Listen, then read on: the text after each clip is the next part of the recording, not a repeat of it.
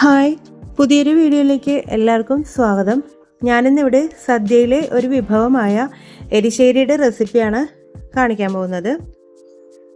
മത്തങ്ങയും വൻപയറും ഉപയോഗിച്ചിട്ടാണ് ഇത് തയ്യാറാക്കിയിരിക്കുന്നത്. നമുക്കപ്പോൾ വീഡിയോ കാണാം. അതിനു മുമ്പ് ആദ്യമായിട്ട് എൻ്റെ ചാനൽ കാണുന്നവരാണെങ്കിൽ മറക്കാതെ ഒന്ന് സബ്സ്ക്രൈബ് ചെയ്യണം. അപ്പോൾ എങ്ങനെയാണ് ഇത് തയ്യാറാക്കുന്നതെന്ന് നമുക്ക് നോക്കാം. അതിന് വേണ്ടിയിട്ട് ഞാൻ 1 കപ്പ് വൻപയർ തലേദിവസം രാത്രി കുതിർക്കാൻ വെച്ചിട്ടുണ്ടായിരുന്നു. ഇത് നമുക്ക് പിറ്റേ ദിവസം രാവിലെ ഒരു കുക്കറിലേക്ക് ഇട്ട് വേവിച്ചെടുക്കാം. പയർ നല്ലപോലെ വാഷ് ചെയ്ത് നമുക്ക് കുക്കറിലേക്ക് ഇട്ട് കൊടുക്കാം.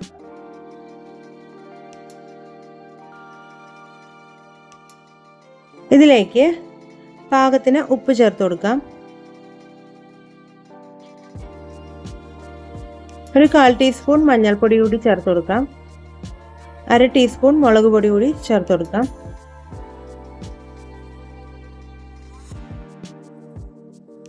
ഒരു പച്ചമുളക് കൂടി ചേർത്ത് കൊടുക്കാം.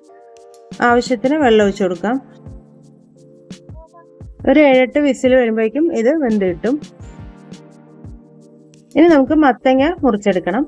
ഇതിന് വേണ്ടിയിട്ട് നല്ല പിന്ത് മത്തങ്ങയാണ് കേട്ടോ ഞാൻ എടുത്തിരിക്കുന്നത്. വേണമെങ്കിൽ ഇതിൻ്റെ തൊലി ഉപയോഗിക്കാം. തൊലി കളഞ്ഞിട്ടാണ് എടുക്കുന്നത്. തൊലി ഭാഗം കുറച്ച് ഹാർഡായതുകൊണ്ട് തൊലി നമുക്ക് മുറിച്ചെടുക്കാം.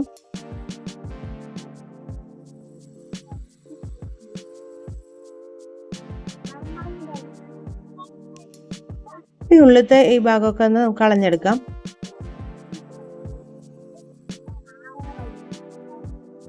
കത്തി കൊണ്ട് തന്നെ നമുക്ക് തൊലി ചെത്തിയെടുക്കാവുന്നതാണ്.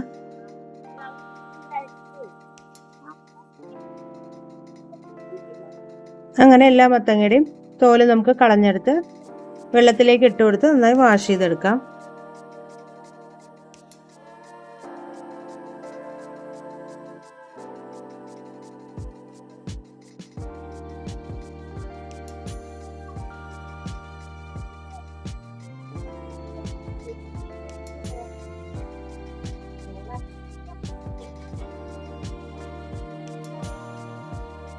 ഇപ്പോൾ മത്തങ്ങ എല്ലാം വാഷ് ചെയ്തെടുത്തിട്ടുണ്ട്. ഇനി നമുക്കിത് ചെറിയ ചെറിയ പീസസ് ആയിട്ട് മുറിച്ചെടുക്കാം.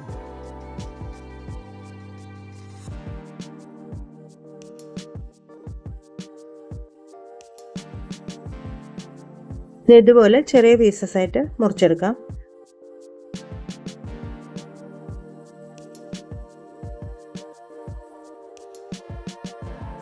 ഇനി ഇതിലേക്കൊരു അരപ്പ് തയ്യാറാക്കേണ്ടതുണ്ട്. അതിന് വേണ്ടിയിട്ട് ഞാനിവിടെ ചെറിയ നാളികേരമാണെങ്കിൽ ഒരു ഫുൾ നാളികേരം എടുത്തിട്ടുണ്ട്. അതിൽ കുറച്ച് നാളികേരം നമുക്ക് അരയ്ക്കാനായിട്ട് യൂസ് ചെയ്യണം. ബാക്കിയുള്ളത് ഇതിന് അവസാനം ഉപയോഗിക്കാനാണ്. അപ്പോൾ ഇതിൻ്റെ പകുതി നാളികേരം നമുക്ക് ഒരു മിക്സിയുടെ ജാറിലേക്ക് ഇട്ട് കൊടുക്കാം. അതിലേക്ക് 2 ചെറിയ ഉള്ളി കൂടി ചേർത്ത് കൊടുത്തിട്ടുണ്ട്. ഒരു 1/2 ടീസ്പൂൺ ജീരകം കൂടി ചേർത്ത് കൊടുക്കാം. ഇത് നല്ലപോലെ അരച്ചെടുക്കാം. അപ്പോൾ എല്ലാം അരിഞ്ഞ് കിട്ടിയിട്ടുണ്ട്. ഇനി നമുക്ക് പയർ വെന്തോന്ന് നോക്കാം. ഇപ്പോൾ പയർ നല്ലപോലെ കുക്കായി വന്നിട്ടുണ്ട്. ഇതിലേക്ക് അരിഞ്ഞു വെച്ചിരിക്കുന്ന മത്തങ്ങ കൂടി ചേർത്ത് നമുക്ക് വേവിച്ചെടുക്കാം.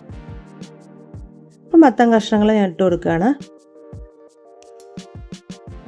അപ്പോൾ പയറിൽ നമ്മൾ ഉപ്പ് ചേർത്തിരുന്നു. അപ്പോൾ കുറച്ച് ഉപ്പ് കൂടി ചേർക്കാം മത്തങ്ങയ്ക്ക് വേണ്ടിയിട്ട്. വെള്ളം പോരെങ്കിൽ വെള്ളം ഒഴിച്ചു കൊടുക്കാം. ഇപ്പോൾ ഒരുപാട് വെള്ളം ഒഴിക്കരുത്. ഒരു കുറുകിയ പരുവത്തിലാണ് നമ്മളിത് ഉണ്ടാക്കിയെടുക്കുന്നത്.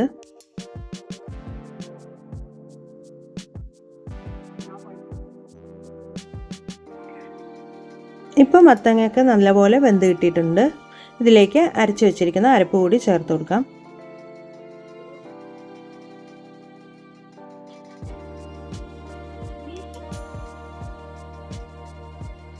ചേർത്ത് നല്ലപോലെ തിളയ്ക്കണം.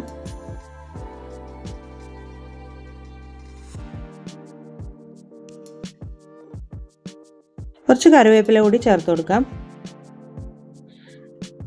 ഇപ്പോൾ നമ്മുടെ കറി തയ്യാറായിട്ടുണ്ട്. ഇനി ഇതിലേക്ക് വറുത്തിടാം നമുക്ക്. ഇപ്പോൾ പാൻ ചൂടാകുമ്പോൾ അതിലേക്ക് കുറച്ച് വെളിച്ചെണ്ണ ഒഴിച്ചു കൊടുക്കാം. കടുക് ചേർത്ത് കൊടുക്കാം. കടുക് പൊട്ടി തുടങ്ങുമ്പോൾ നമുക്കിതിലേക്ക് വറ്റൽമുളക് കറിവേപ്പിലയും ചേർത്ത് കൊടുക്കാം.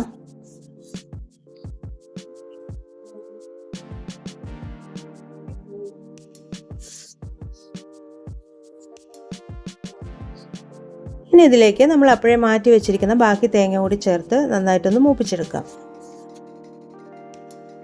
നല്ല ബ്രൗൺ നിറമാകുമ്പോൾ നമുക്കിത് കറിയിലേക്ക് ഒഴിച്ചു കൊടുക്കാം.